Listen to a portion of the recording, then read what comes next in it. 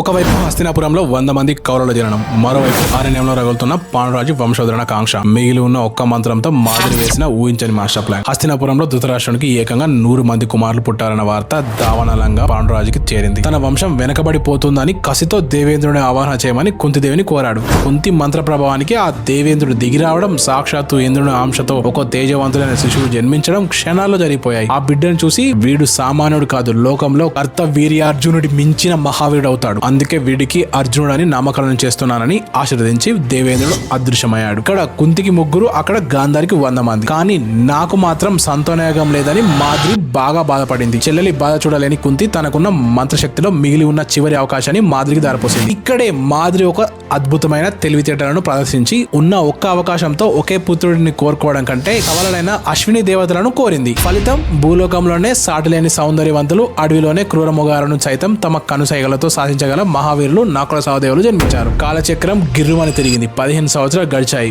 వీళ్ళు పెద్దయ్యారు. అడవిలో గిరిజనుల వద్ద తరతరాలుగా వస్తున్న విద్యలు నేర్చుకుంటూ ధర్మరాజులు మహావీరులుగా ఎదుగుతుంటే నకుల సహదేవులు తమ అల్లరితో అడవిని ఆహ్లాదపరుస్తున్నారు. అంతా సంతోషంగా ఉందనుకున్న సమయంలో విధి భయంకరమైన ఆట ఆడింది. అసలు ఆ సంతోషాన్ని చిదిమేసిన ఆ భయంకరమైన సంఘటన ఏంటి?